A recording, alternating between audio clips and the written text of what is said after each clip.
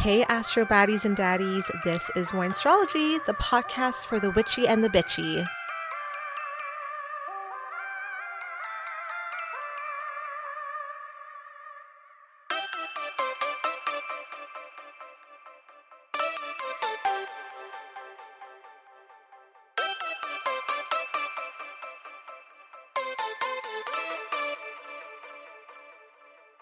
Hey, Astro Baddies and Daddies, this is Winestrology, the podcast for the witchy and the bitchy. I'm your host, Nicole. And I'm Luini. And I hope all of you are surviving this Mercury retrograde because it has been a dumpster fire. Can I just get that off of my chest? How has your Mercury retrograde been, Winnie? Not terrible. I was sick last week, which also made me kind of slack with the podcast because I had one of those weird head colds where everything is like you're really congested and you feel everything like right in between your eyeballs. So that was pretty horrible. But in terms of like actual Mercury retrograde behavior, I haven't experienced any like major delays or stuff like that, or like problems with technology, nothing like that. But I did have a nightmare. Yeah, I had a nightmare about us recording today, and that none of the with that 12th audio house was moon, saved. Let's just double check everything. That's why. Yeah, I made sure that I triple checked everything that we had going on when we were setting up, and make sure that everything is plugged in the way that it's supposed to be. Because woke up kind of like in a cold sweat at 5:30, and I was like, wait. Oh, it was a dream. Oh my god. And then I went back to sleep. Well, I'm glad that it has not been too terrible for you. I mean, being sick fucking sucks. But honestly, we've had a bunch of planets in Scorpio. We have the new moon in Scorpio coming up. So I have been a fucking crybaby like the past week. Like everything has been setting me off, and I'm literally having crying fits. Like I cry till I have a headache, and then I put myself to sleep. Yeah, it's oh my god. Yeah, and then also like a baby. Yeah, like a baby. And then I don't know, like whenever like my friends are kind of telling me things that are going on in their life too, I'm like, yeah, that checks out. It's Mercury retrograde. It's been pretty intense. I haven't had an intense one in a while, so I'm just gonna lay low until it's done, because if I don't, I might just cry. So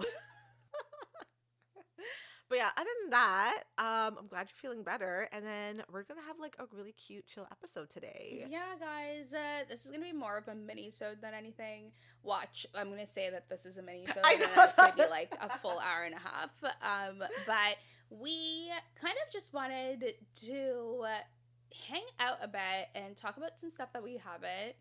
I feel like this season has been so informative for everyone, like not just you guys, but for myself as well. We've had so many great guests, and I'm learning so much, but I kind of miss just talking shit with Nicole. Yeah. So that's kind of what we're gonna do this week. It's like a fun little throwback episode. I know you guys didn't get a new episode last week, and I do apologize for that. I just told you what was going on, so thankfully we're both doing a little bit better now. But listening to one of our old format episodes where literally just the two of us bantering made me kind of miss the original format of the show, so we decided to do kind of like a throwback. That's so cute. Yeah, it's like a vintage Winestrology episode. But we were also pretty... Like, we would get really tipsy on those episodes because we were drunk, bitch. Like, it's we were fine. so messy. We were not tipsy. We were full on drunk. I remember, guys, one day we will unarchive one of the Taurus episodes, like the first Taurus episode. Yeah.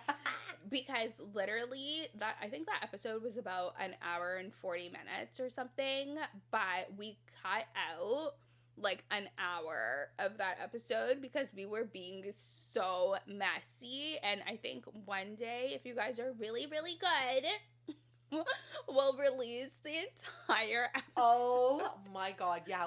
I still remember that, like, we were fucking so drunk, And I think we just forgot we were recording and was just popping off. Yeah, we talked a lot of shit in that episode. It was hilarious.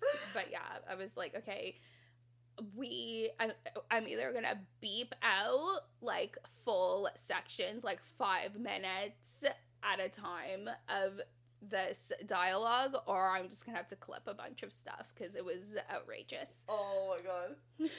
That's fucking hilarious. And also, like, now we're more responsible, but when we first started recording, we're like, okay, let's fucking chug this. Like, we were actually so excited to, like, get drunk. And now we're just like, oh, we have to drink. And, like, you know what? There are just some days where I'm like, oh my god, I'm so excited to pop open this bottle.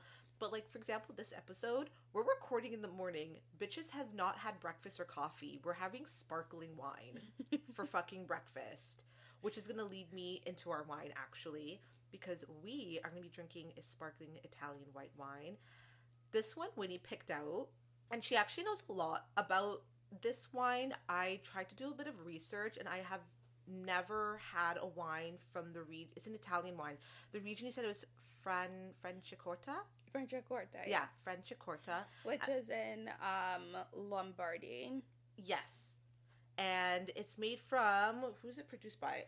Corta Ora, which is like a really nice name.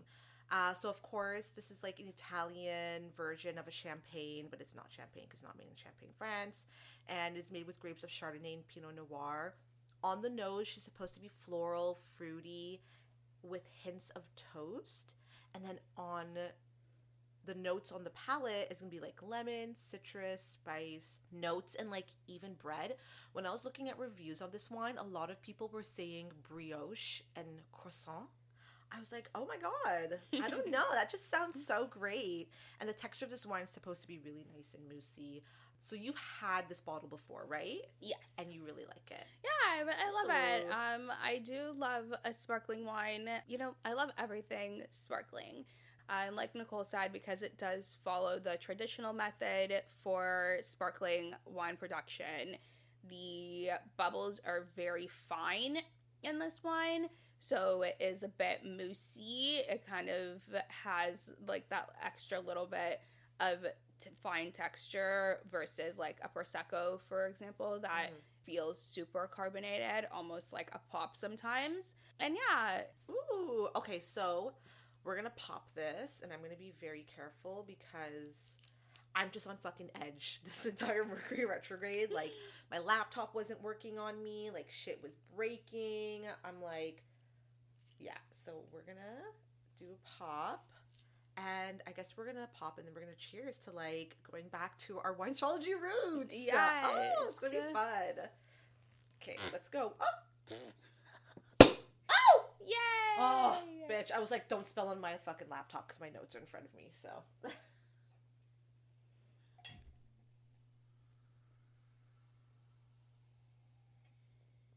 Also, I'm so sad because Phil broke our wine glasses, so this is the last man standing. When is he gonna replace them? I know. I told him he has to this week. Oh, wait, sorry. I keep forgetting that. Tell him to just go to, like, Winners. Yeah. Okay, then. I might have to sit that one slowly. I keep forgetting that I always overpour in your glass. Yeah, like, guys, I wish you could see this because my glass has like a full 5-ounce pour in it, and Nicole has like 2 ounces. What kind of bullshit is this? I'm being sabotaged. I always forget. All right, cheers.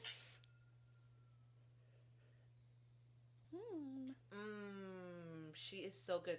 This, it just straight up tastes like green apples to me. In the best way. It is very apple-y.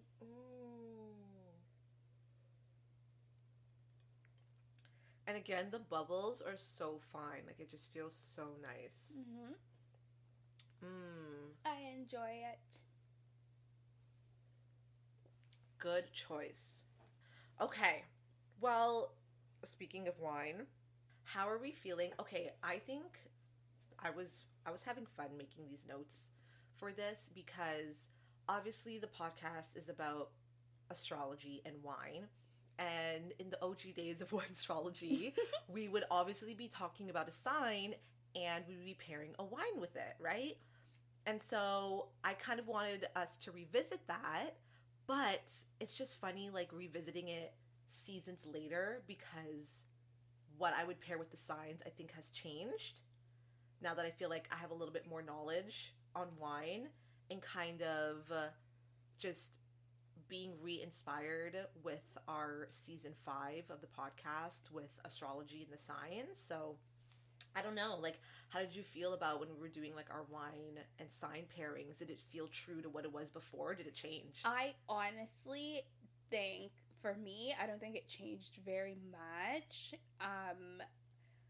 I didn't cross-reference what we did, I'll be honest. So it would be funny to kind of like look back and see what bottles we chose. But I think for the most part, we stayed pretty true to the original pairings that we originally made, or at least like my list did. Yeah.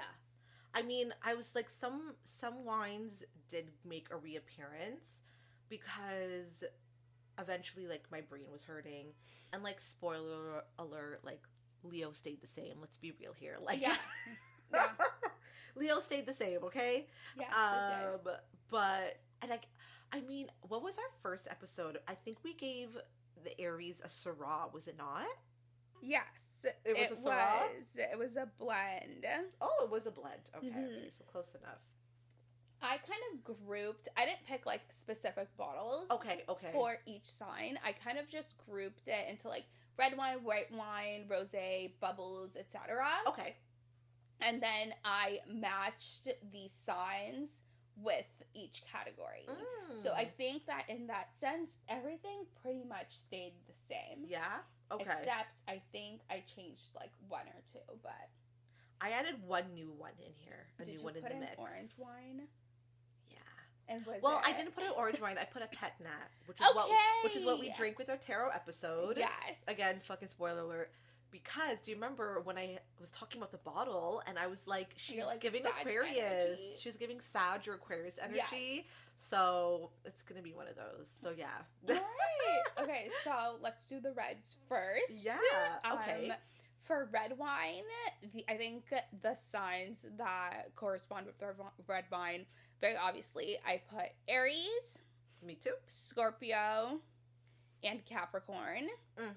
And, you know, not Aries and Scorpio just because it's red and, like, blood symbolism and whatnot. Because, you know, Aries has a reputation for being quite coarse and uncouth at times. But red wine is seen as very sophisticated and mature, which I think is very Capricorn vibes. Yes. And Scorpios too.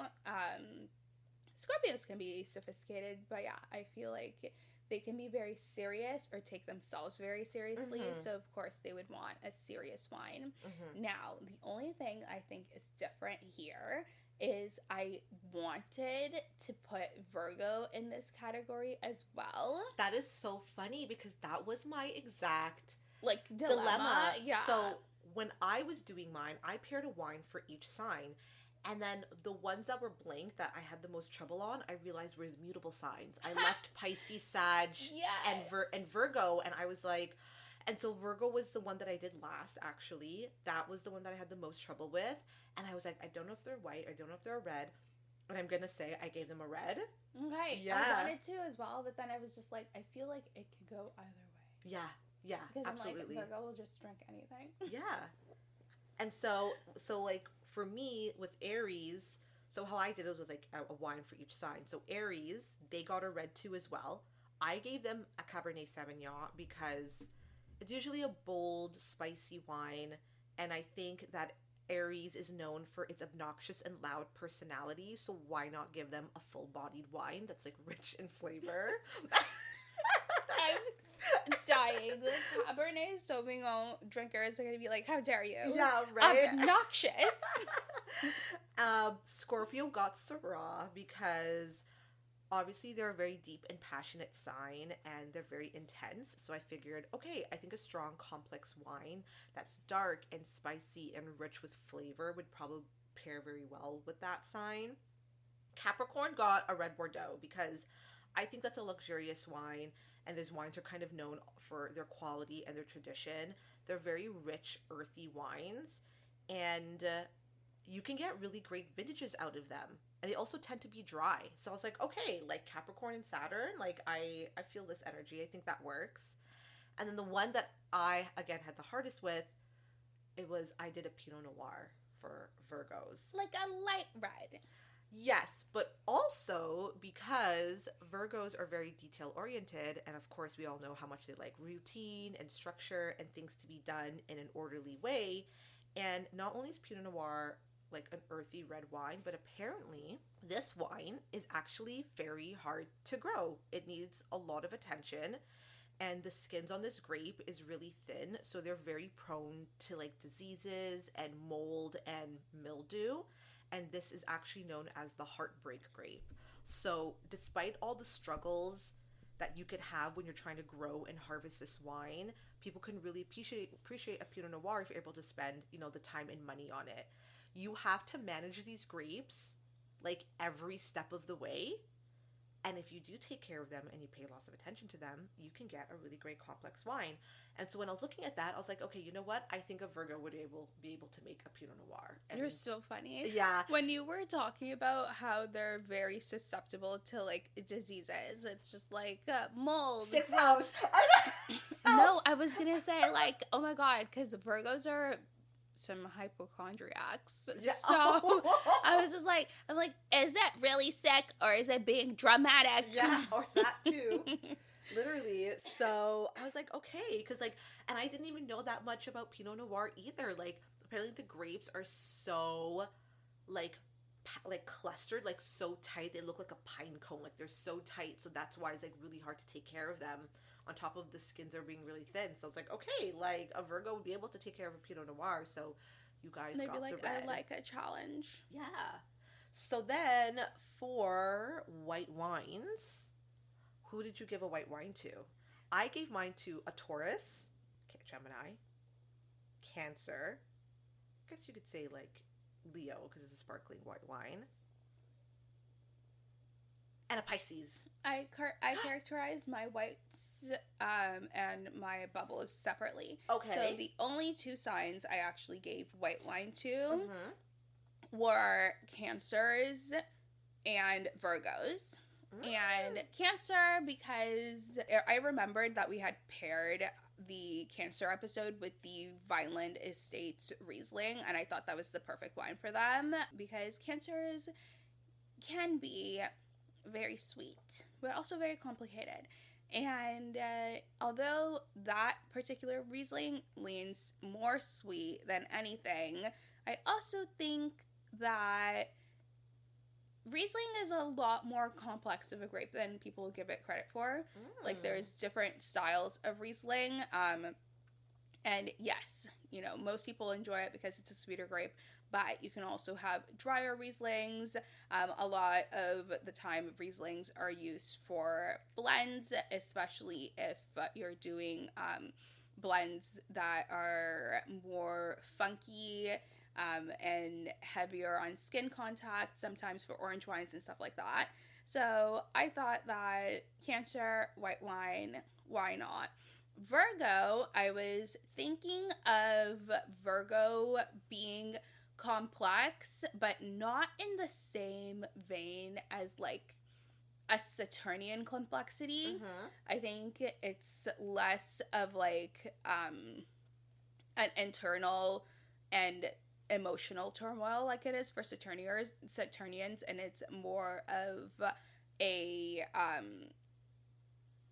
intellectual and academic complexity. So I picked white wine for Virgo because I was thinking of white wines that are going to have a lot more complexity in terms of like aromas and stuff. So I was thinking more like Pinot Blancs and stuff that's a little bit more sophisticated white. So Pinot Blanc or like Arnais or even like less known grapes like reverse Straminers that are a little bit more aromatic and not as popular. And again, same thing, grapes that could be aged in oak to give a really rich flavor, and then or done in steel to be very light, because I feel like there's a lot of duality with Virgos as well that a lot of people don't talk about, but they are a mutable sign. Yes. So not every one Virgo is going to be the same, even though they do have some characteristics that are easy to pick up on, like being kind of uptight for no reason. So on brand for them. Yeah. But then when they do loosen up, they can surprise you a lot. Yeah. So, yeah. Ooh. So, for me... Why did you pick Taurus for white wine? Viognier. No, but why? Oh, well, because when I think of, like, Taurus, I think of, like, a sign that loves to, like, indulge in, like, something that can appeal to, like, their senses. And I think of Viognier as, like, a very aromatic wine. Very, like, perfumey. And so I figured that if I wanted to give them a wine that, like, has really great body and tastes great, we want to have like, a very perfumey wine that smells really well, I think. I was stuck between that or Barolo for a Taurus, but I eventually went with the white. I went with the Viognier. I was like, And then for Cancer, I gave Chardonnay. Because I think Chardonnay is a classic white wine that everybody kind of enjoys. I don't know. Everyone kind of drinks it, and it's like kind of like a comforting wine. And it's warm, and it's buttery, and I think that's what Cancer is all about. Comfort and home. And I think it also pairs very well with, like, a family dinner. So I was like, if you're at home after making a dinner for your family and you want to have a white wine to go with it, I would say a Chardonnay. Because, yes, we did Riesling, and then with Pisces, I give them a Chenin Blanc because, again, light aromatic wine. And apparently these wines can also be very sweet too as well. And you'll get, like, a lot of flavors of, like, fruit or maybe honey, sometimes a little bit floral. So I was like, okay, I think that'd be cute for, like, our dreamy, romantic Pisces. I was stuck between a Chenin Blanc or the Riesling, but I was like, no, I feel like everyone would think the Riesling, so I'm just going to go with a Chenin Blanc. You're like, I'm going to be a contrarian. Yeah. And so then, and then Gemini, honestly, I lied. I take this back. Gemini was the one that I had the hardest with because I didn't know if I wanted to give them a red or a white. Don't take it the wrong way, guys. I kind of just settled on a white, and I did a Sauvignon Blanc because I was like, it's a wine that's very versatile. And I don't know, I think a versatile wine can mirror how Geminis are able to, like, adapt between people and moods and situations, and they're very lively and versatile, and Sauvignon Blanc kind of goes with everything. It's a very food-friendly wine, and I think it's a wine that everybody likes. So I was like, okay, fuck it. Sorry, guys. I'm not going to spend another 30 minutes on trying to figure out what I want to give Gemini. So I'm sorry, I gave a Sauvignon Blanc.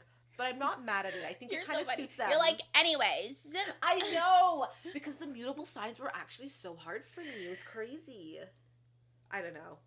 But let's see what else. And then I'm curious about who you gave. Did you give a rosé to anybody? Yeah. Who was it? I gave Taurus, Libra, and Pisces a rosé. Oh, I just gave Libra the rosé. I gave the Venusians the rosé, obviously, because aesthetics. Yes. I've never met a Taurus person that doesn't like pink. That's true. Like, I'm sorry. And even when the Libras pretend that they're too good for pink, they love it. Mm-hmm. They love rosés, and I feel like rosé is just one of those, like, party wines. It gives summer, like, it gives outside day party, and I think that's a very Libra vibe, where the Taurus is just like, it's pretty and I like pretty things, so I want a bottle of rosé. Mm-hmm. And then Pisces, because it just reminded me of the phrase rose-colored glasses and that, like, hazy Neptunian energy where Pisces are kind of delusional because they like to see the good in everything and everyone. Yeah. So, yeah, they get the pink wine because that's how they walk through life. Just a little bit naive and gullible and willing and eager to be taken advantage of. Did we give Pisces... What did we give Pisces for our first season? I swear we would have given them a rosé for rose-colored glasses. Doesn't that sound like something we would have done? No, I think we gave Pisces a Lambrusco, if I'm not mistaken. Yeah, it was a Lambrusco. Oh, it was? Yeah. Okay. Same thing. Okay, so for Libra, I gave rosé, and my notes kind of match yours, where I'm like, it's a sparkling rosé that's like, it's fun. Libras are very charming. Rosé is like pink and pretty. It can still feel like an elegant wine. It's something that you can kind of see it like being passed around like a social event or a soiree, and it's just very aesthetically pleasing. So I was like, yeah, they're gonna get that. And I do think it matches Taurus too, for sure. I think Venusian. Also people do underestimate Venus a lot and Venusian people, and you know, they might surprise you. Like, most people are very surprised to find out that rosé is actually more often than not made from red grapes. Everyone just assumes it's a white wine for some reason, but they're not. And I think that, you know, appearances can be deceiving. And that happens a lot when people are dealing with Venusians. They underestimate them. And then they end up being a lot smarter and tougher than most people would originally expect. And same with Pisces, honestly. I think Pisces are a lot more resilient than people give them credit for. But they do kind of like bumble through life being a little bit ditzy and airheaded and unassuming. But they can be very shrewd underneath all that. Yeah. I think it behooves them to be perceived a certain way. Yeah. And they take advantage of that just as much as people take advantage of them. Good observation. People just don't like when they meet somebody and they have beauty and brains. I think that's what it is too, when you're talking about the Venusian. It's very hard to be somebody perceived as having both, because you make a lot of enemies. So sometimes it's better, because if you're outwardly good looking or beautiful, but then you pretend to be dumb, then people are a little bit more comfortable with you. Yeah. Because they're like, okay, well, she's not threatening, you know, like, yeah, she's pretty, but, you know, like, she's dumb as a box of rocks, so there's nothing to worry about there. And you're falling into the stereotype of the category that they have for you. Like, as soon as they see a pretty person, they're like, she has to be dumb. Like, she has to, because all she cares about is her looks. Yeah. And sometimes... It's like, God forbid, you're a great multitasker. Yeah. It's like, I can be smart and also be worried and upset that my nail broke. You know, like, women contain multitudes. Yeah, it's all about balance. And that's why men have such a hard time, like, taking care of themselves because they think they're going to be perceived a certain way. Yeah, that's if so they, true. You know, it's like, oh my God forbid a man has like a skincare routine. You know what I mean? It's like, oh, he's metrosexual or gay or whatever. That is such a Y2K term, remember? And would be like, oh, and everyone used to say gay? that. No, he's just metro. I'm like, it's just him being hygienic. Like, God forbid he doesn't have dirt under his fucking fingernails.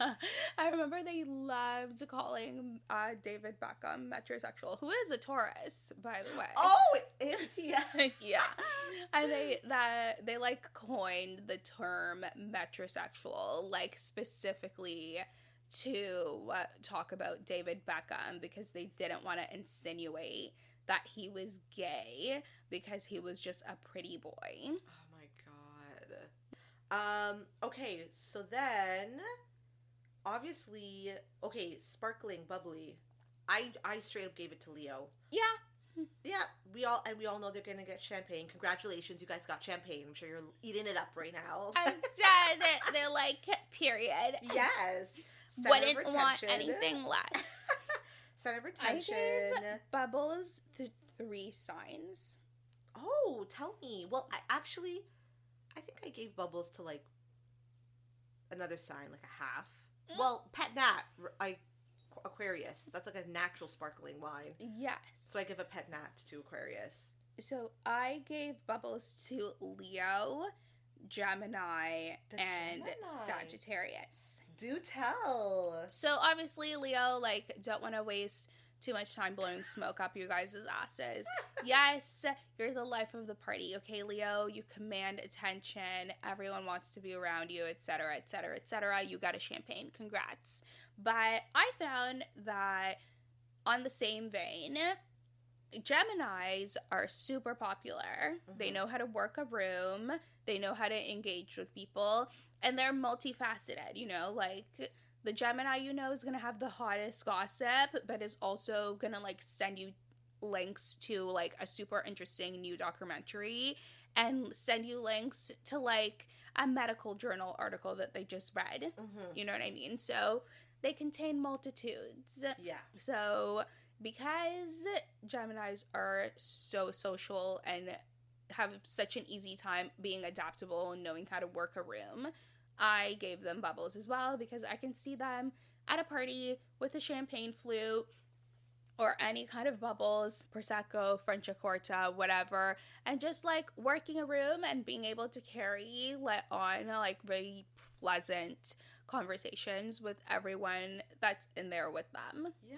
So that's why I put them in this category. And Sagittarius, it's a bit of both. You know, they have the same kind of charisma that Leos have naturally, but they are also pretty interesting and a lot of the times very well read or just curious. Even if they don't know things, they're the perfect person for a Gemini, for example, to have a conversation with because they're so willing to kind of soak up all of the information that they're getting. Yes. Right? So...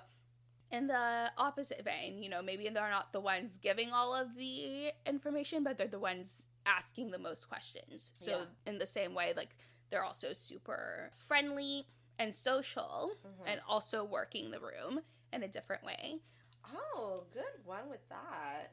Yeah, same thing with, Libra. Wait, no, sorry. Rosé. Who did I give? Okay, sorry. I lost track, guys. Okay. So Leo, we're talking about champagne. She's drunk. I know. And then Aquarius, I gave them a pet nat, which was, like I said, the wine that we paired with our tarot episode. And these are natural sparkling wines. And it's not a bad thing, but if you guys listen to that episode, when we were reviewing that wine... It was so complicated. It was complicated, but in a good way. They're a little funky because they're different, they're unique. These wines are kind of experimental. And so I just figured, you know what, this would be a good pairing with a sign that's all about being an individual and being innovative, and that, you know, Aquarius might not be for everybody, but that's okay. And they're okay with that. So that was like the new addition that I had. And then, I think we covered it. I did not Did we miss a sign? I didn't give Aquarius a pet nat. I gave them an orange wine, but basically for the same reason that Nicole already mentioned. Innovative, unique, not very common, and not very celebrated in the wine world until more recently, now that, you know, more experimental wines are being recognized. And we all know that Aquarius loves to be the one-off. They love to stand apart from the crowd. So, of course, they're the only sign that gets its own category of wine, and that's just how they like it. Yeah, absolutely. They're like, I'm not like other wines. And you know, too, about Aquarius is, like, they obviously may look a little strange, but then when you get to know them, they're actually really interesting, really cool, down-to-earth people. And when I think of orange wines, everyone's like, so is it made from an orange? And it's like, no, babe, it's actually made from a white grape variety. And it's the process of how it's made that makes it orange, too, as well. So, I don't know. I'm just kind of shocked that people think that if it's an orange wine, it's, like, made from oranges and that it would taste like an orange. And I'm like, actually, no, it's not. You're kind of off. Yes. You would be surprised how many people... Yeah. How many people think that? Yeah. I'm like, you guys are a little bit off, but... Okay. I don't know. I like that. I feel like we were able to, like, revisit that. I'm kind of, like, happy with the stuff that I came up with them. sorry, Taurus, I didn't give you guys a rosé. Because when he was like, why would you give them a white? I was like, how dare you? He was like, a white? Can you explain that to me? Excuse me? Oh my gosh, but yeah, it was kind of nice to the white is also, I feel like Taurus could do anything, but I honestly would have either given them the rosé, just like aesthetically, completely aesthetically, but also a red wine because, you know, Taurus loves anything that's expensive, and typically red wines tend to be priced higher than other wines just because, you know, storage and the process for maceration, fermentation, and storing them takes a lot more work and is a lot more delicate in terms of temperature, coolness, and even like the space that they're in must be stored in like a cool, dark place, etc., etc., etc. But also the longevity of the wine. Red wines tend to age a lot better than whites, so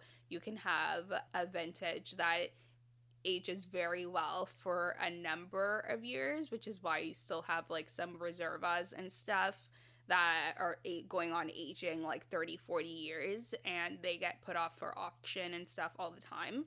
And yeah, I feel like a Taurus would love that kind of prestige behind something. They would appreciate that. Oh my God. Or a Capricorn too, obviously. Yes. Like, I think in general, if we had to break it up into like earth signs, fire signs, air signs, and water signs, if you want to split it, I think generally earth and fire would do well with reds, and then water and air would do well with whites. But then you have anomaly signs like Scorpio. I can't picture Scorpio with a white wine. Yeah, I know. Even though they are a water sign, they're spicy water sign. Spicy water sign. Yes. And then on the opposite hand, I can't see Gemini with a red wine. Yeah. So, yeah, I think us kind of like weaving things into it in different ways was better. Yes. For us. That was fun. I actually really liked that. Thank you. And now, guys, we're going to play a little game. Okay. We're going to play Wine Astrology Faves. And Nicole and I are going to ask each other, now that we're all good and lubed up with the liquor, we're going to ask each other just like some fun questions that I'm sure we've probably answered on the podcast at some point, but like, who cares? Let's start with signs. Oh, okay. Okay, tell me what your favorite sign is from each element. Okay. Favorite fire sign. And this is really hard because I love fire signs. But if I had to pick a favorite, it would be Aries, and I'm very biased because I have a lot of Aries in my chart. But I also find that when I meet Aries people, they're just funny, okay? Like, I don't know if they mean to be, if it's on purpose, if they just literally have no filter and they're like that, but they're so fucking funny to me. Like, they just don't give a fuck. Yeah. That's what makes them great, honestly. Right? Yeah. I mean, sometimes it can be a little too much. And it gets scary, like, because they also have anger problems. Oh, my God. I will never forget one time me and my friends were going out one night. We were taking an Uber, and the car was full of... So, the Uber was with my sister, who is a Leo, okay? Then it's me and my other friend. We're both Aries. And then her roommate decided to come out with us, and she was a Sagittarius. And the way that car was so loud, we were talking about something, but then I got so overstimulated because we all want to say our point about whatever it is we were talking about, but none of us would stop talking. So everybody is trying to talk over the other person and raise their voice louder, and nobody's stopping to talk to let the other person finish their sentence. And then me having to take a step back, and I was like, oh my God, this is a shit show right now. This Uber is full of fire sign women and the way that everybody's like, blah, blah, blah, blah, blah. I'm like, holy shit. And then my sister's also a Leo sun with a Sag moon too as well. So oh my God. So she's the loudest person that you'll ever meet. Literally. I was like, oh my God, everybody shut up. And nobody stopped. They were just like, yeah. Two people are talking at each other. I'm like, how are you registering what the other person is saying? You're like, shut the fuck up. So that is the fun thing about fire signs, and the annoying thing too as well. Like, they don't shut up. For water signs, I'm gonna say Pisces, just because they're the ones who piss me off the least. No, seriously, nobody pushes your buttons or my buttons like a fucking Cancer. Because why are you crying? Why are you always the victim? But then also are trying to be shady in the next breath. Like, bitch, I can't. That is very true. That's so true. I cannot. But it's funny, if there's ever a sign that's going to weaponize their tears, it's going to be a Cancer. You would think it's a Pisces. Yeah. But it's not. You know what? What I find about Pisces people is, like, they always want to cry, but you can always tell they're trying so hard not to. That is so fucking sad. But the Cancers, God forbid there's even a single tear. They're about to bawl, like, Oscar-winning, like, hiccups and sobbing. That is so funny because, I mean, there was one Cancer that I knew from high school that would have, like, the stereotypical traits of a Cancer. But other than that, I actually prefer Cancer women more than Pisces women. Yes, because the Cancer women I've met are actually very fucking mean, and I fuck with it. Like, I'm just like, I like you. You're a rude, shady bitch. Yes, they're very moody, but they'll pop off and be like, this bitch is fucking pissing me off. Why doesn't she shut the fuck up? And I'm like, my Aries sun loves that. I'm like, yes, be fucking rude.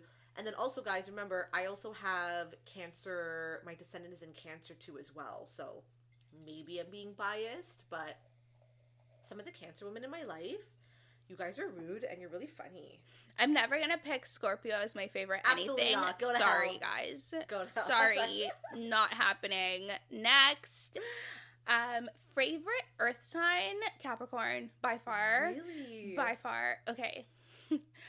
Virgos, I'm so sorry. I love Virgos. I love people who have planets in Virgo.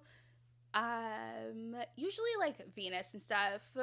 As you guys know, if you listen to the podcast, I have a Virgo descendant. So people with planets in Virgo either land in my 6th house or my 7th house. But what I can't deal with as far as Virgos go is the way that you people are always on a mission to self-destruct is fucking scary, and I can't deal with it. I just can't. It's so funny because you're like, I have a Virgo descendant. I'm like, since when? And I'm like, oh, since we found out that your rising is now Pisces. Yes. And so now your Virgo men phase that you went through in high school in your 20s makes so much sense now. Yes. It's been explained. It was known Winnie loved Virgo men. And he's like, a Virgo man, give him to me. Because they're very practical in the way they show affection, guys. Like, if you ever need a man that's just gonna, like, anticipate your needs, and they're very acts of service oriented, I will say. And because they're emotionally constipated and have such a hard time telling you how they feel, they show you and they give you money. Yeah. That's what we love about an earth sign. They give you money. Except for Capricorns, you guys play like the broke bitch a little bit too much, but Capricorns are stingy as fuck. Yeah, they are. They act like they're, even if they have lots of money, it's giving broke mentality. That's what it is. You know what it is? It's a scarcity mindset. Yes, it is. Yeah. Absolutely. They're always like, so who's gonna call the Uber? But you were like bragging about your promotion and this new fucking car that you have.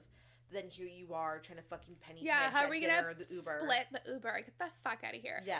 But what I will preface this by saying is I have Capricorn on my 11th house, which is, you know, the house of communities and friendships. So I do get along with Capricorns or people with Capricorn placements very well. Because typically their personal planets tend to fall into my 11th house. So I connect with them in that way. And I've always been drawn to people who are a little bit kooky and odd.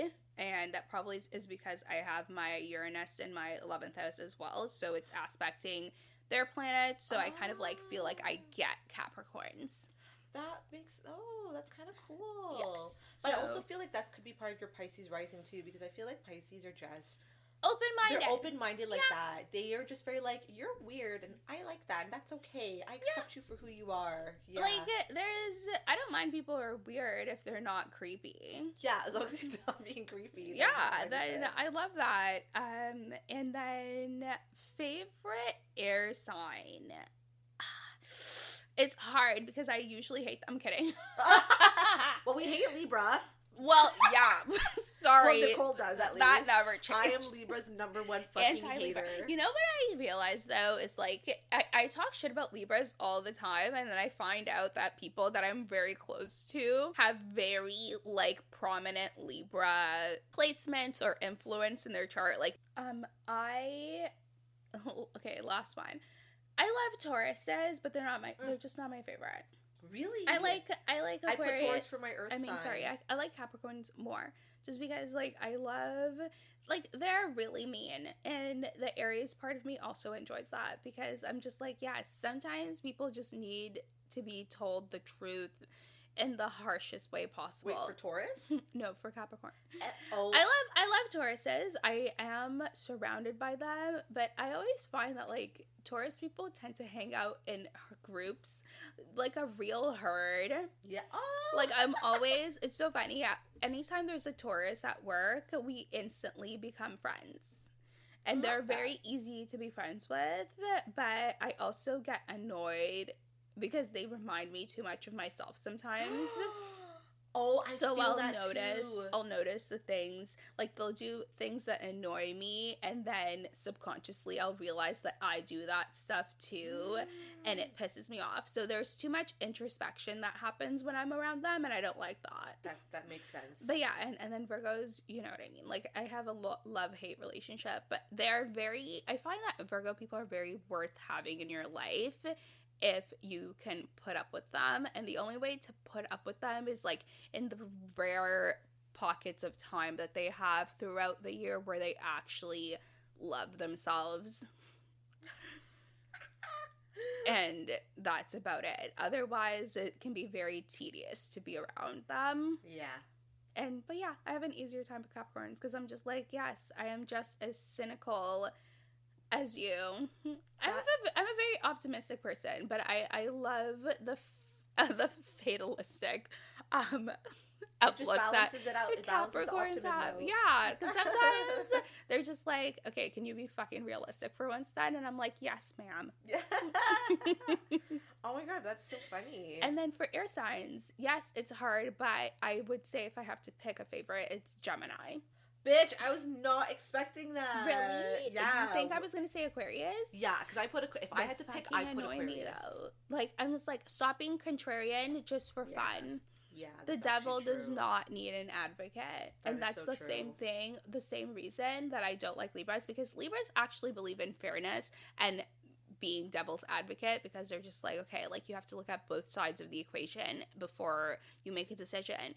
But they never make a decision. They're not contrarian, though, like Aquarius, because Aquarians could very much agree with what you think and what you're saying, but they will contradict you and oppose you just because they want to argue. And I can't fucking do that all the time. Yeah. It's like, you know, fundamentally that we agree, so why are you fucking picking a fight with me? Yes. Yeah. Why is this a debate? Yeah. When I know you believe the same thing, but you just want to act like you're different. Yeah. And that you're smarter than everyone, that you think outside of the box. Yes. You're a fucking free thinker, bitch. Are you Kanye? Yeah. Get the fuck out of my face with that shit. Oh my god, that's fucking hilarious. Wow, I was not expecting Gemini in there. I do love Geminis. Would I date one? Absolutely fucking not. Yeah. Oops. Yeah. That's okay. No. I would not date one. Yeah. But I love talking to people who have Gemini placements and influence in their chart, because I find that talking to them is a lot more not predictive, is a lot more productive than talking to an Aquarius, because it's like, okay, if we disagree, they can actually tell me why, and I learned something new. But if we also do agree, they can give me more information about why they think the same way as I do, and I can be more informed that way. Yeah. And then Libras, I'm just like, okay. Like, y'all are cute. So it's funny because I don't have a lot of Libra friends. I think I have 2. One I'm more close with the other.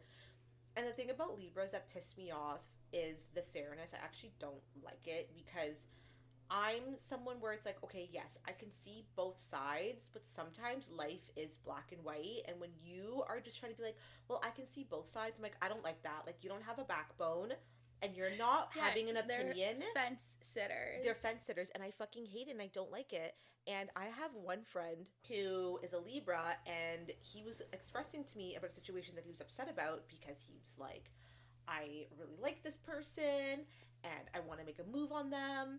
And I invited him to a party, and my friend knew that I liked him, but when my crush asked my friend, can I go on a date with you, he agreed with it. And he was right. He was upset, rightfully so, because your friend knows that you've been crushing on this guy for so fucking long, and obviously the crush doesn't know that my friend liked him.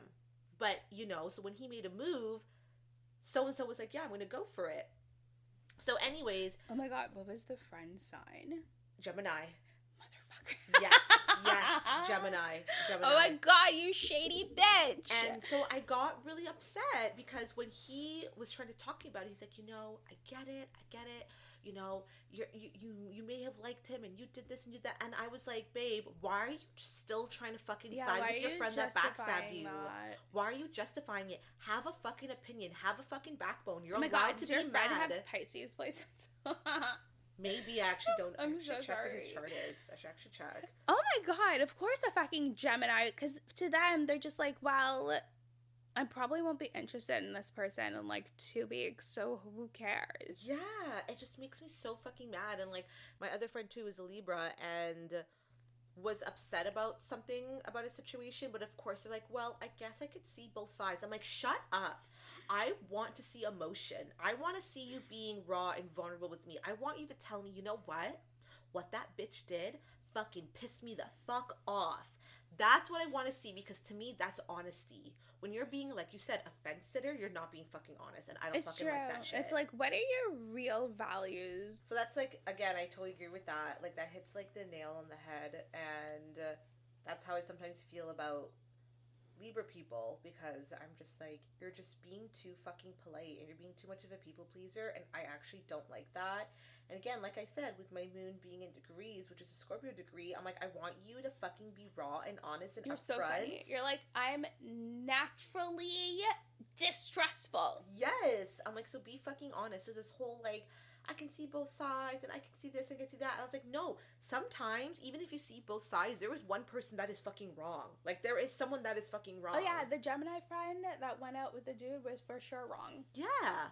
But why are you being like, I can see both sides, you know, he did. I'm like, no, stop being polite. Get angry, get mad. Like, I want to see that, like, real honest side of you. And if you're not giving that to me, then don't be ringing my phone off that you're upset about something, because you're not telling me all. And I don't want to deal with it.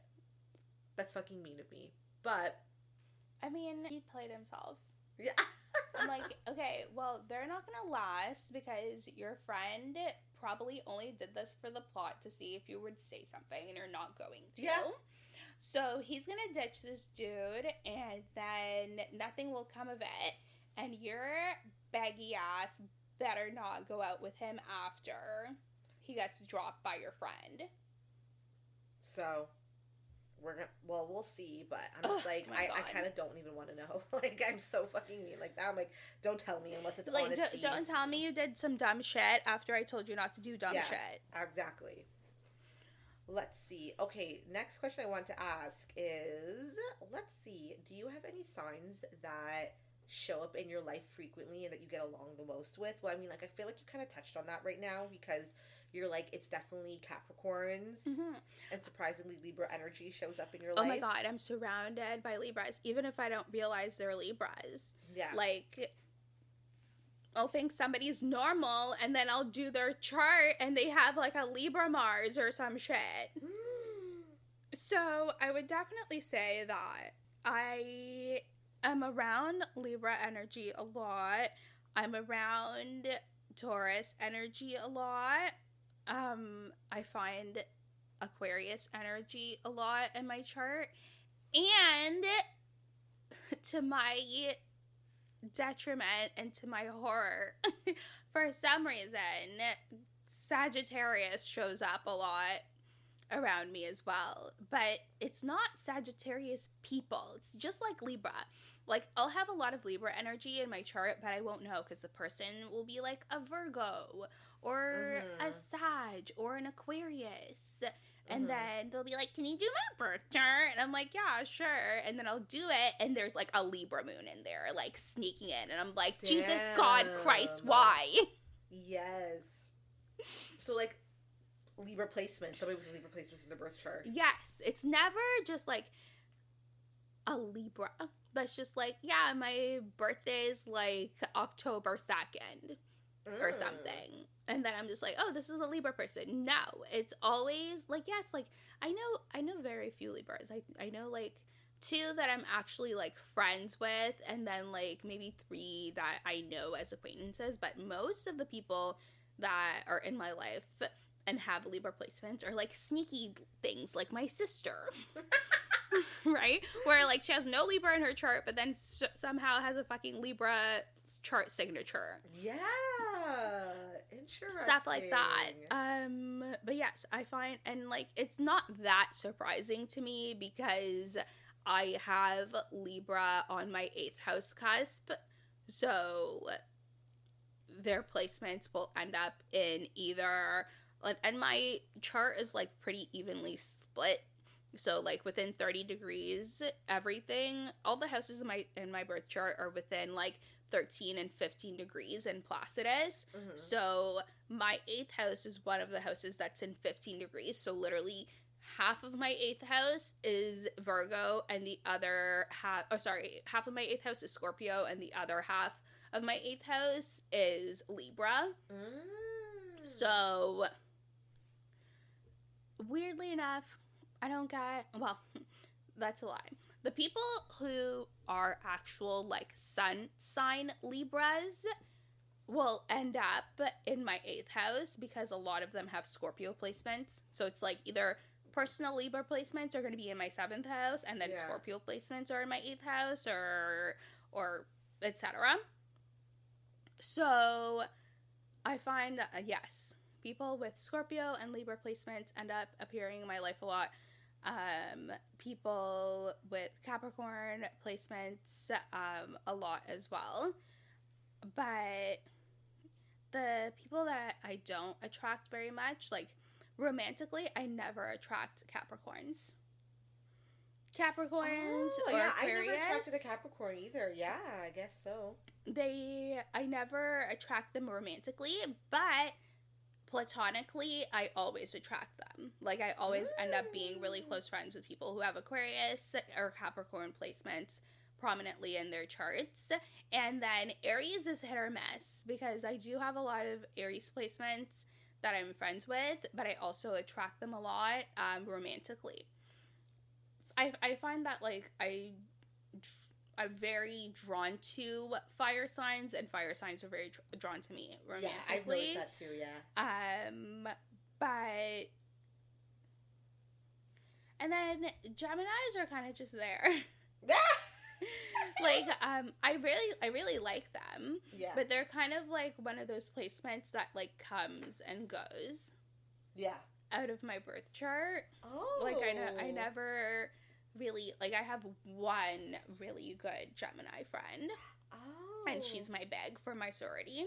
And she's, like, a true and out Gemini. I think she has, like, 3 or 4 out of her personal planets in Gemini. So she's, like, a real ass Gemini. Oh, shit. Gemini, Sun, Moon, Venus, like, all their personal planets, all of it. Okay. Yeah. But aside from that, you know, I'll find that, like, I'll become friends with the Gemini, and I feel like they just have so many friends that, like, we kind of just come across each other very sporadically. Yeah. But, I'm just saying this because in case it sounds like I'm complaining, I'm not asking for a Capricorn or Aquarius man to show up in my life. Thank you. Yeah, I'm good. I was just noticing that they don't, and there's probably a very good reason for that. That's so funny because, like, I have a section where it's like red flag placements. Capricorn and Aquarius. I put fucking Cap Moon. Like, I'm just like straight there. In a man, yeah. Yeah, and even as a woman with a Capricorn moon, I'm like, you need to stay away from Cap Moon. Oh my god, men. you're a red flag. Yeah, it's not gonna end well for you fucking guys. Like, absolutely not. Oh my god. Well, what about you? Like, signs that I think that show up? Yeah. I don't know. It feels I feel like you have a lot of Aquarius placements energy in your friends, no? Yeah, like sometimes I'll meet someone and I'm just like, oh, like you're an Aquarius moon or rising. And I had like one friend that I was really close with. He's an Aquarius. And we'll have the best conversations, but he'll pop up like once every 7 months. Yeah, and then because he just likes things like that. And then honestly, maybe water signs. I don't know. I know. I wasn't expecting that. Like the Cancer women, you guys are fun. Love you guys. You guys actually like. I have a fun time with you because you guys are kind of bitchy and mean. And I don't know. I would say like for fire sign would be like Sagittarius or Leo. I think that shows up quite often. Or I'll meet someone that has Sag in their birth chart. Yeah. And I think I can handle it. You guys are fucking fun. They are fun. Just fun. That's it. That's it. Yeah, sorry. Sag energy is like a good party friend, like for sure. But yes, they're the friends that you want to go out with a lot. Yeah. Yeah. But I think my favorite placements maybe is like that I wish I would see like more. Your favorite sun sign or just in general? In general, like I wish I would see like more like women with like Aries placements because I think they're just like really fun and they're unapologetically themselves. Especially someone that's like an Aries moon. Like I'm just like the way you guys treat men, I love it. You treat them like shit. You're like, yeah, you're mean. Yes, I love it. Like, oh my god. Like, do you guys kind of get violent and pop off? Like, sure, but like I also love drama. There's just I don't know what it is about me, but like when I see people like popping off, I'm like I need to fucking like listen. My boyfriend always makes fun of me. Like, if I'm, like, driving and I see, like, two people fighting at, like, a street light, I'll take off the music and wind down my window. I'm like, stop talking. And I'll just fucking, the car will be silent because I'm like, I just want to hear what they're talking about. He's like, why are you so nosy? I'm like, why are you not nosy? Get in on this. Excuse me, like, why are you not? Yes. Like, you should know what is happening in your surroundings. Exactly. I'm like, no, I love the drama. I love yelling. I love when something's happening. I just want to be right there. I'm like, shut up. These people are fighting. Like, I just fucking love it. So, but Aries placements, I don't know about an Aries sun, but like Aries moon, like Aries, like Mercury or Venus, fucking fun. I don't know about Aries Mars though. I think I like Aries. I was gonna say and no offense to women with Venus and Aries, like I know our struggle, but I think that what I would not like to see in a man's chart is like I never want, unless it's like anchored by a very strong Earth influence, I never want to see an air Venus or a fire Venus in a man's chart ever, especially if it's in Sagittarius and Aries. Oh, for Venus, for a man, no, I'm sorry, or Mars, Sag Mars. That's on my red flag list. Yeah, me too. That was on my red flag list. I'm like, go home. Gotta go. Go home. Yeah. Do you have, like, any aspects that you like? Like, someone, like, a chart, like, if you met someone, you're like, oh, I really like this aspect? I like a moon conjunct Venus in a man's chart, depending on the sign, okay? Yeah, there's layers. Like I told you guys, I'm not trying to see a fucking fire Venus in a man's chart, period. Okay? Or air.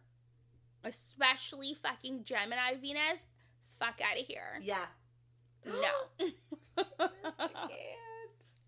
So, I'm thinking I wouldn't mind a Venus moon conjunction if it's in an earth sign, especially if it's in Taurus, because we all know what Taurus rules over Venus, so it's in a dominion there, and Taurus is exalted in the moon. The moon in Taurus is exalted, so that's a very good sign combination, especially if you want like a steadfast partner. If you're a woman that still likes for a man to court you and take his wallet out, you're gonna want a man with Taurus placement or earth placement, all in all. Yeah.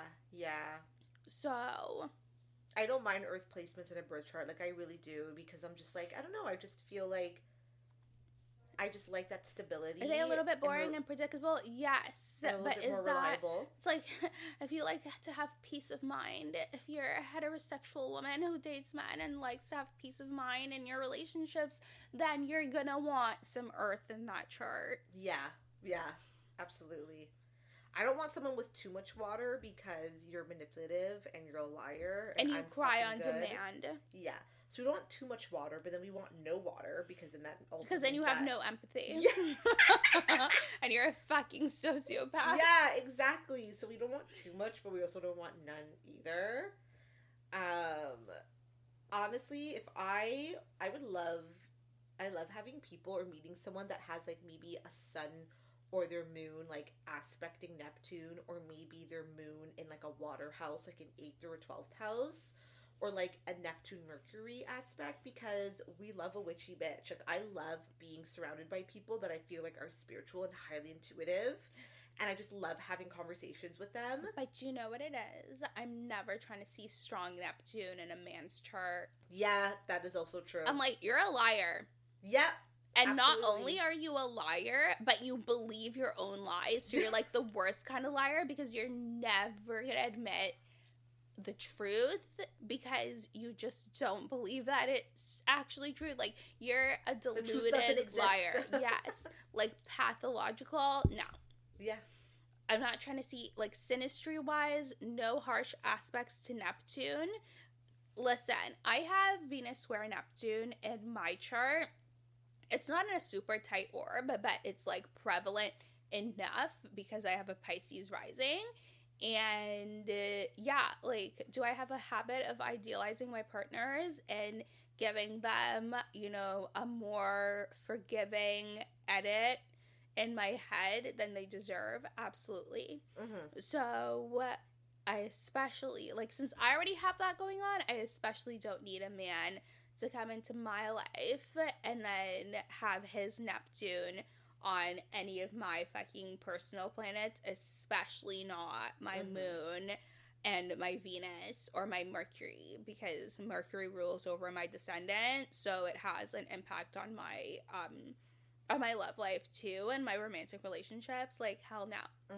Red flag. Aspects to Neptune. One thing I also saw is, like, one of our favorite astrologers talks about it all the time, how she is just like, if you ever see a man who has his moon opposing Venus in his birth chart, you run the other way. Dead. Because she's like, I'm not saying, like, oh, this might happen. She's like, he will cheat. The wife and mistress dynamic? Yeah, it's the wife and the mistress. It's the Madonna whore. It's the whatever he's looking for. You know, what on his arm in public is the complete opposite of what he actually desires in bed and behind closed doors. And he will cheat on you. Yeah. And I've thankfully never had that. I've never encountered a man who has moon in opposition to Venus before. But, like, whenever I'm dating somebody or interested in someone and I ask them for their birth chart and I'm looking at the chart, that's the first fucking thing I look for. Yeah. Absolutely. Yeah, that was under my red flag too. Put moon square opposite of Venus, or any sort of hard aspect with Venus between Pluto, because that also brings in a lot of, like, friction in the sense of, like, obsessiveness and paranoia. Stalkers. And jealousy. And I just don't like wherever Pluto is, because Pluto is very transformative. So I'm not trying to fucking be a better person by getting my heart broken by fucking dating somebody. Like, I'm fucking good. Like, absolutely not. Like, that's not happening. Yeah. So, like, red flag fucking placement there. But sun and moon combo opposites. That's also kind of a fucking shit show. Really? I was thinking it was like, okay. Like, if I'm thinking of like something that's like an Aries sun with a Libra moon. I was, I literally popped into my mind Cardi B. Oh yeah, because isn't she Libra sun, Aries moon? Yeah. And I'm like, if you ever needed an example for somebody whose personal life is a hot fucking mess. Yeah. But you know what Cardi B's problem is? And no offense, girl, because I do like your music. You're a lot, but, like, she's fun. She's entertaining. I don't even think that Libra sun and Aries moon is her problem. Cardi's problem is that fucking Scorpio Venus. Oh, shit. I don't even know her birth chart. She's a Scorpio Venus? And, like, both of her baby daddies are also Scorpio Venuses. I was like, stop having fucking men. And they're Sagittarius. I was like, girl, like, you should avoid, like most women, avoid Sagittarius men with a passion. But you have fucking toxic Sagittarius men all up in your shit, plus, like, double conjunctions with Venus on both of them. Yeah. Girl, no! Oh my god. Because clearly, I was just like, okay, as much as they're toxic, clearly, like, you're also a little toxic. Let's be fucking real. Like, you've said this before, you love some toxic shit. And we can tell. Yes. Baby girl. But, like, Venus conjunction is already intense, but in Scorpio, too, it's like every relationship is transformative. Every fucking connection is going to be out here teaching the lesson. Like, no. We don't want that. Why is that necessary? Like, why can't we just learn the lesson the first time after the first 3 kids? Yeah. Yeah, after I'm sorry. Like, fuck. Yeah, that's fucking rough, and I feel fucking bad for her, but... Another thing that I hate in synastry, and that I will never want to repeat again, is anything aspecting your north node and your nodes of fate. I never want to be in any relationship that feels fated, because it always ends up being fated not to fucking work out. Yeah. I remember there was, like, a phase for a bit in, like, astrology or, like, the spiritual community. Oh my god, are you going to talk about the twin flame when phase? Everyone's like, oh my god, this is my twin flame, and so many people are coming out of the woodworks, and they're like, I was in a twin flame connection. Everyone's like, why are you guys talking about twin flames? Like, it's something to be desired, because it's, not only is it rare, they're like, but it's not what you fucking want, and you being obsessed with your ex does not make him your fucking twin flame. Like, get it together. I'm like... Oh my fucking god, the way people were trying to educate everyone and comfort them about twin flames, because all of a sudden everyone's like, my ex is obsessed with me, he texts me during Mercury retrograde. About Megan Fox and MGK? No, but didn't she say that MGK was her fucking twin flame? She said he's her twin flame. Ugh. Girl, stop. I don't know, I'm not a fan of MGK. I'm not. Yeah, twin flames are not it. Yeah, they're not. They're not something to desire. They're not something to want. They're something to brag about. Like, just admit that you're obsessed with your ex. Yeah. That's okay. I would have so much more respect for that if we were just like, yeah, I'm just trying to rationalize my obsession in my head with him. But but we do not approve of twin flames over here, okay? Period. Twin flames, soul contracts, none of that shit. Free yourselves. What are some other red flag synastries do you look for? I'm not very much loving, like, Mars-Pluto contacts. I feel like that's too volatile. Moon-Pluto, too volatile. Moon-Mars. Like, anything that kind of hits those planets. Like, yes, I get that it's going to be transformative or whatever, but... Moon Pluto's giving domestic violence, so I'm not into it. I'm fucking dead. Oh my god, I did that, I think, for Moon Mars. Pluto and Mars Pluto. Yes, absolutely.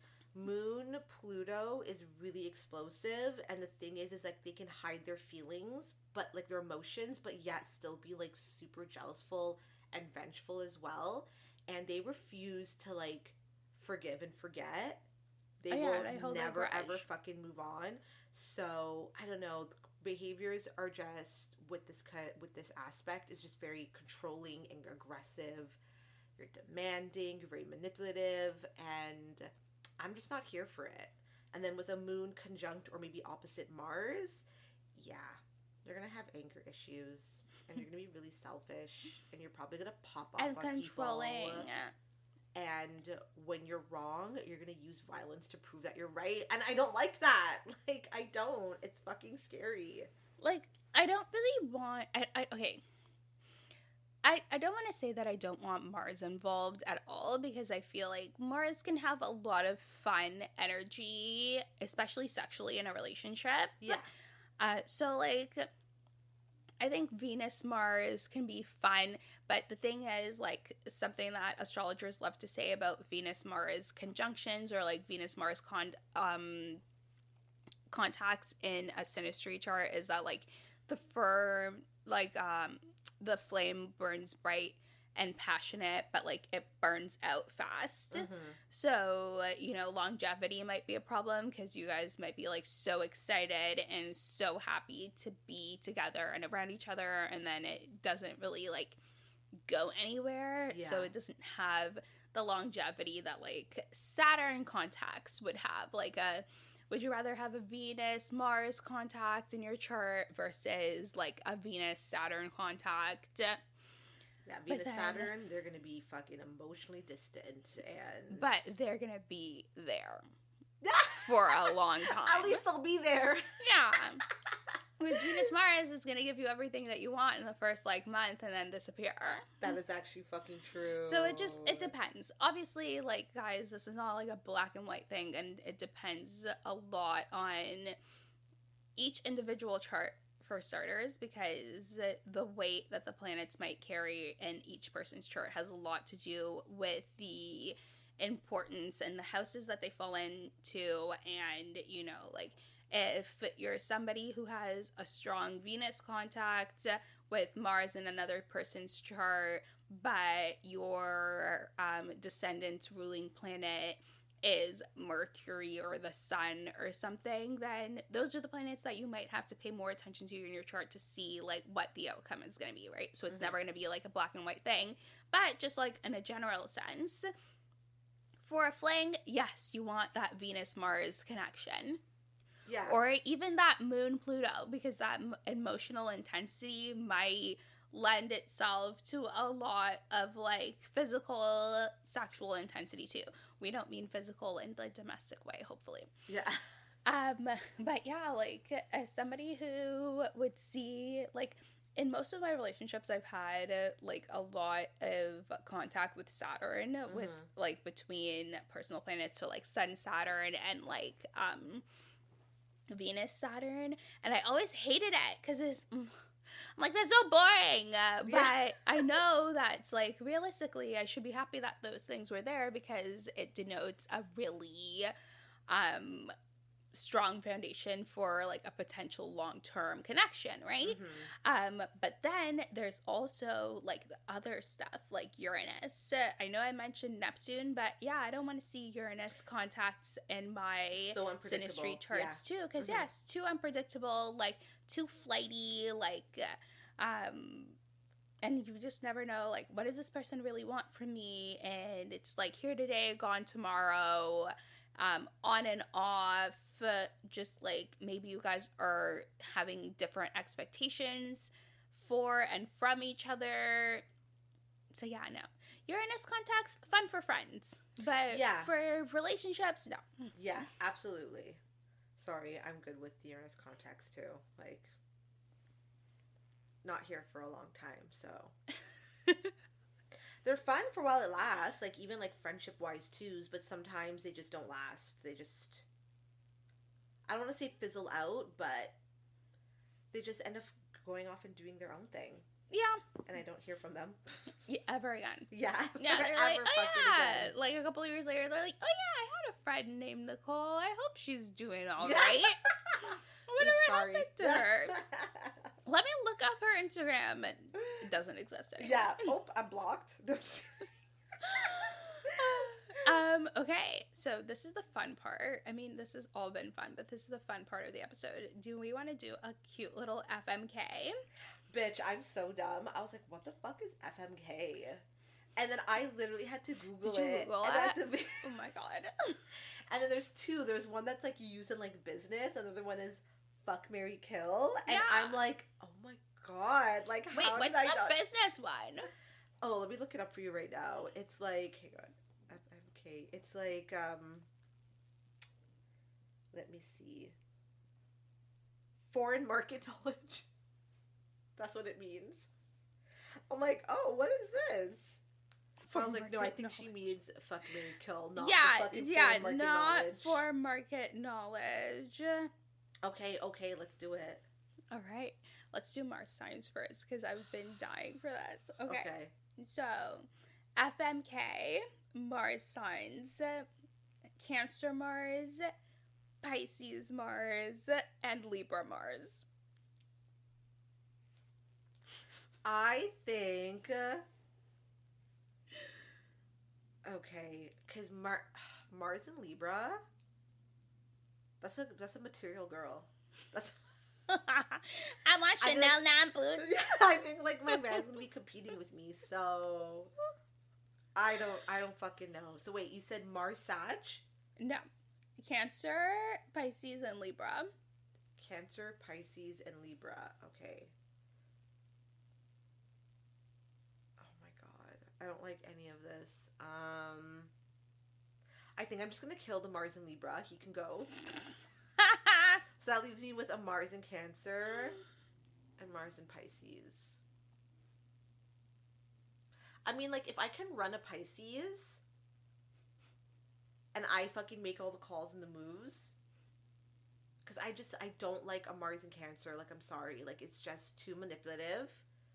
And they're passive aggressive, and I'm not going to be able to deal with the mood swings. So, I guess maybe I'll fuck them. I feel like I'm making all the wrong decisions here because I don't like any of them. But look at Wendy's face. I mean, I don't want to marry a Mars in Pisces, but I also don't want to marry a Mars in Cancer. That's rude. No. Definitely not marrying a Mars in Cancer. Like, I'm sorry. Like, it's a no. It's a no for me. But a Pisces, maybe I can manipulate them. Oh my god. Pisces are just so sacrificing. I mean, yeah, they believe in sacrificing for the betterment of their fellow man.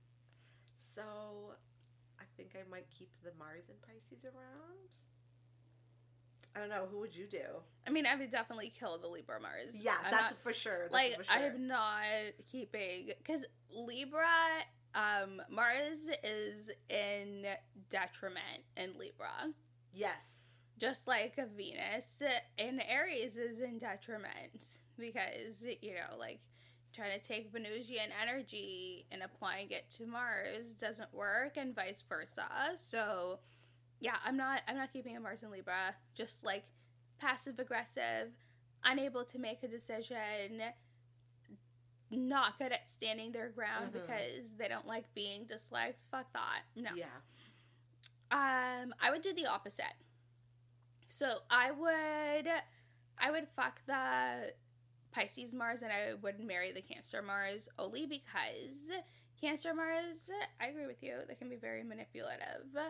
But Cancer is one of those energies that, like, will do anything and everything to take care of the people that they love. Because at the end of the day, they're a cardinal sign. Yeah. So they're gonna get shit done, and they're gonna do what it takes.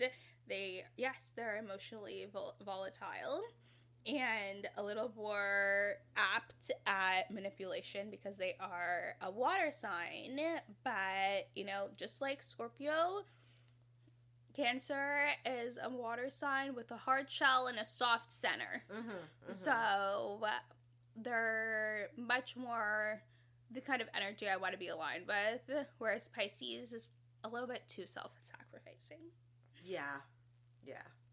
That's fair. But all of the astro girlies say that Moonable Mars is where it's at if you're trying to get your back cracked.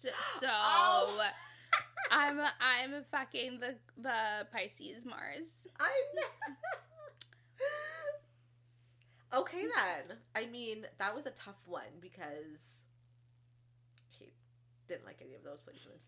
But okay then. So for me, let's think about fuck, marry, kill. We could do Mars and Sag, Mars and Aries. I know. Or Mars and Gemini. Oh my god. I know, that was so mean. That's all shit. I'm gonna fuck the Mars Sag. Yeah, good choice, good choice. Yeah, because I know they're a man whore, so at the very least, they'll be decent in bed, and it's immutable Mars. So it's gonna give you that, like, air sign, like, adaptability, and that fire sign virility, and I'm here for it. I have to kill... I'm so sorry. I have to kill the Mars and Aries, but I can't. I'm not... Because you have Aries in your birth chart, so I was like, oh, she might keep the Mars and No, Aries. not for marriage. Oh, yeah. No. I have to kill it. Because it's like, sir, you're not coming around me with your fucking anger management. I can't. I have to kill it. I'm not doing it. Referred to as it. I can't do it. It'd be too much. Like, we all know, like, I don't remember which show it was. Oh no, like, it was, I think it was like an interview with Young Miami, and it was like, what's your love language? She's like, fighting. And I'm like, yeah, that's a Venus and Aries answer. But I can't have a Venus-Mars conjunction in a marriage. Yeah. It's too much. Fair. Yep. And I don't feel like they would be very good in bed because they're just like fucking like want everything their own way. Yeah. So fuck that. But I also can't fathom having a man with Mars and a fire sign in a marriage because all they're gonna want to do is fuck 24/7, and I'm not here for it. Yeah. So like, I my will vagina take. can't handle that. Yeah, I'm just like, no, sir. Please. So I'm gonna marry the Gemini Mars. Oh, you guys might have good banter then. Good conversation. Exactly. Yes. That'll be fun. His Gemini Mars, my Aries, Mercury, and Venus, like, will be good. Yeah. For the chit chat. Chit chat. Yeah. Oh my god, that's funny. I hate you. I know, I didn't make that easy. Okay. Next one, Mars in Taurus, Capricorn, or Scorpio. Oh, fuck. Because, like, so Cap, Scorpio, and what was the other one? Taurus.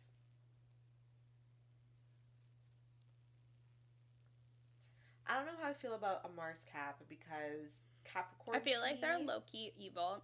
They're evil and they have such a bad relationship with money. It's like they're so obsessive with it, and I just feel like they're money hoarders. Like, everyone's like, get yourself a Capricorn, man. They got money. Doesn't mean they want to spend it on you. Like, they're actually one of the cheapest people I've ever met. But that's how you know a Capricorn likes you, is if they do spend money on you. Yes, that is true. Everything they do is quantified. What's the ROI on this person? If they're spending money, they see you as an investment, so that means they're here for the long term, typically. I know I was hating on Scorpios, but I'm like, I don't want them, like, popping off on me, but, like, I think I can fight back, like... Because, like, I also like the idea of, like, someone... Actually, no. Do I want you to be obsessed with me? No. I don't know. Yes, you do. Maybe I do.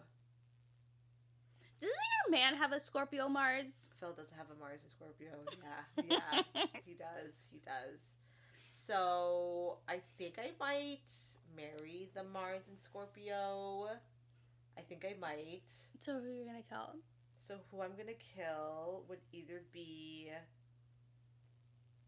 Sorry, but, like, Mars and Capricorn, you gotta go. You gotta go. Sorry. I feel like you'd even be selfish in bed. And then the thing is, Mars and Taurus, I don't weirdly enough, Mars is exalted in Capricorn. Oh. Mm-hmm. Still don't like them. But it's in fall in Taurus. Oh my god. And here I am picking the wrong fucking choices. I'm just like, well, it depends what your what's it called? What your values are. Yeah. Because like having a Capricorn Mars is a powerful Mars, but do you really want like the planet of initiative and aggression to be in a sign like Capricorn? Yeah, I just like, okay, and in my defense, when I booted the fucking Mars in Libra, it's because, like, Mars is in detriment in Libra because, obviously, like, Venusian things don't really go with Mars themes, right? But, like, I feel like it's more of, like, the passive-aggressive.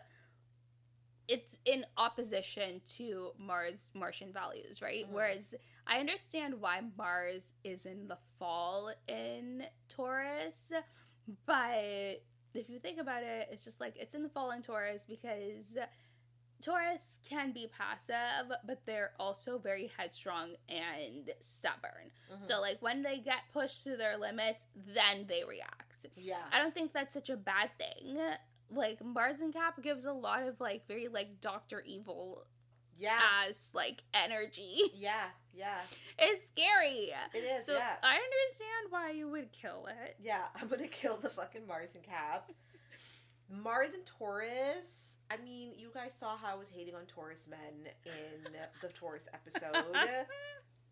So, I'll let you live. But, I feel like they'd be good and bad. Yeah, you think so? Like, as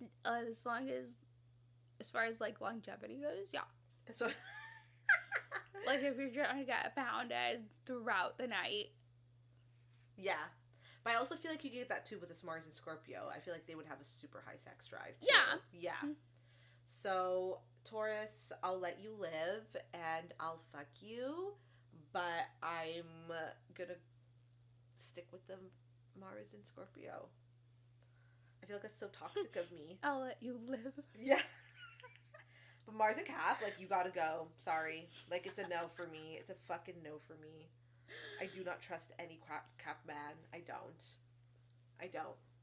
Which one would you go with? What would you go with? I would do the same. Oh my gosh! Okay, great. Feel great about my decision. I would invert the, what's it called? I would invert the Scorpio and the Taurus. I would marry the Scorpio. I would marry the Taurus Mars and fuck the Scorpio Mars. Oh. And I would marry the Taurus Mars only because it would be conjunct my sun. And I feel like because I have sun in my second house, if my man's Mars is conjoining the sun in my second house, we're making money, boo. Yeah. And okay, last question. Okay.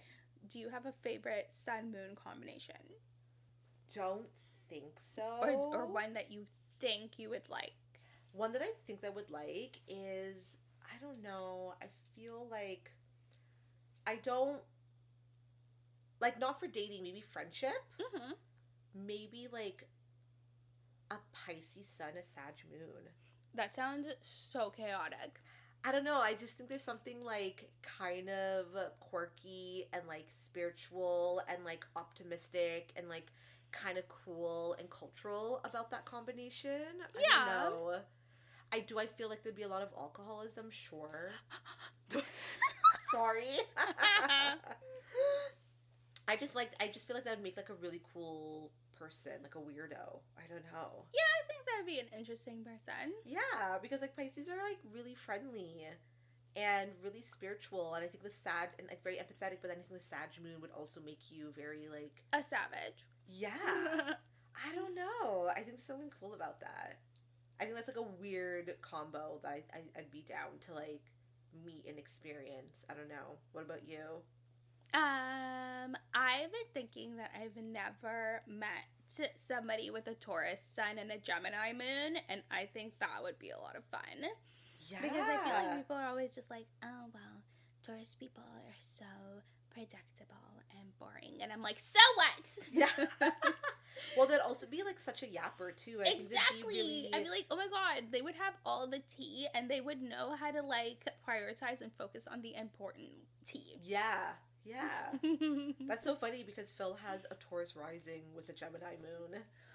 My ex also has a Gemini moon. My Leo ex. Oh, really? Yes. Oh my gosh. I know we hate on Geminis, but they can be really funny. And they are funny. Yeah. And yes, girl, like I was always talking about, I was like, okay, obviously during the times when I'm single, is people are just like, yeah, you hate men because you're single. I'm like, honestly, no. Like, the times where I've hated men the most have all actually been when I've been in a relationship. Because then, now that I have my man, I'm just like, I hate all the rest of you motherfuckers. Yeah. More. Because I'm like, because he's different. Yes. Well, he passed the test if you're dating him. Exactly. So I'm like, no, I'm at my most man-hatingest when I'm in a relationship, actually. And because I seem to attract and be very attracted to air sign moons, because I think I've dated all the air sign moons. Like, my first boyfriend was an Aquarius moon and a Gemini moon, then Libra moon. So, like, literally any man who, like, passes the smell test enough for me to actually date them long term has an air moon. Because I find that, like, we do have a lot of banter. And, like, my favorite thing to do with my ex-boyfriends was just, like, talk. Yeah. And we talk about everything, including the tea. People are like, I saw a TikTok and it was like, oh yeah, like, men don't tell their girlfriends anything. And I'm like, which men? Yeah.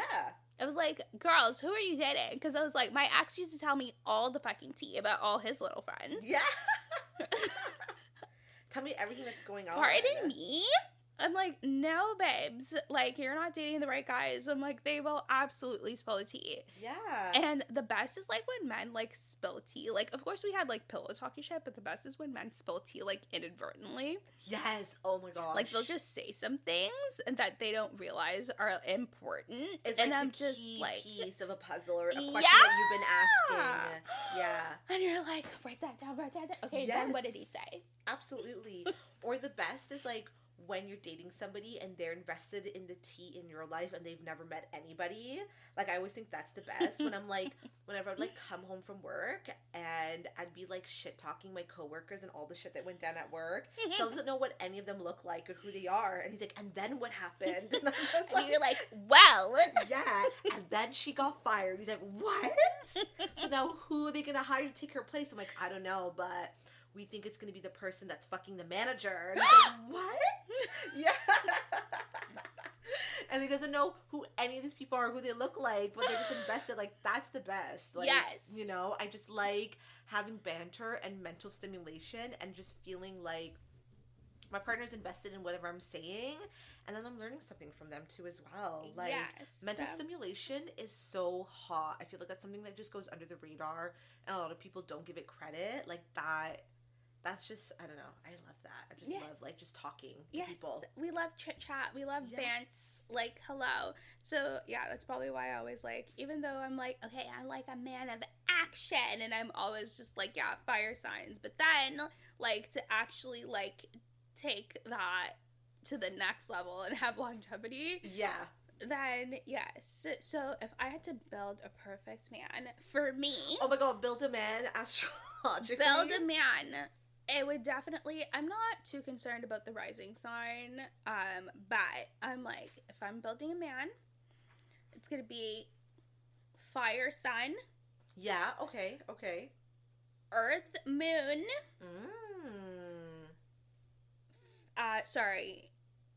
Earth, Venus, and air moon. Oh. Yes. Okay. Because I was like, the emotions, I can't have anything too heavy. I was like, I feel like water moon is too emotional. Yeah, no water moon. And then earth moon is just as emotional, but like holds everything in. Yeah. And I can't deal with that either. Yeah.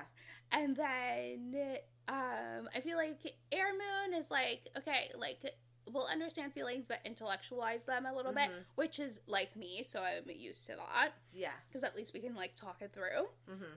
But then Earth Venus will have like more practical ways of demonstrating affection, and I'm into that. Yeah.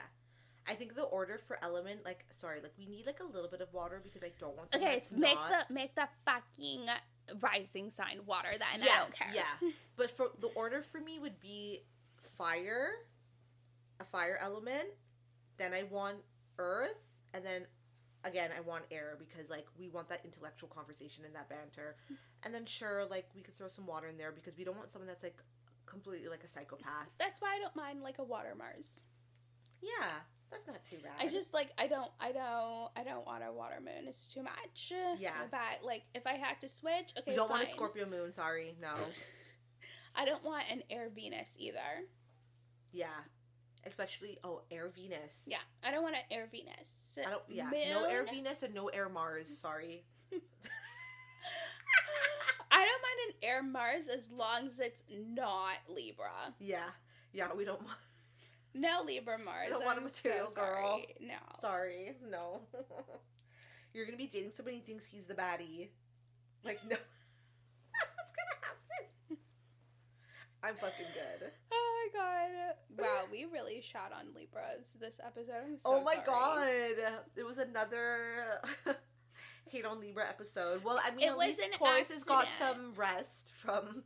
Oh yeah, like season 1. We paused the dragging on the Taurus people. Yeah. You're welcome. Yeah. It was Libra. And then Gemini's actually got some praise. Yes. Yay. So we did something different with this episode. We That's did. funny. Yeah. But it's still, like, I think it was pretty true. I think, like, we were pretty tipsy by, like, the midway point. So I think we did okay, all things considered. It was hitting me midway. It was.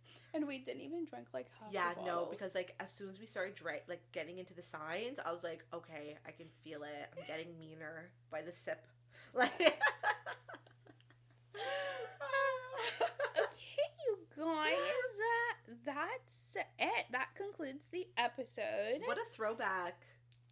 Yeah, literally. Throwback vibes. This was so fun. I know. Like, we really went back to our roots. Yeah, and it feels good because, honestly, I'm really happy with Season 5. Season 5 so far has been my favorite season. I love all the people that we got to meet, but it was, like, coming fast and it was coming hard, and I didn't want to be burnt out because...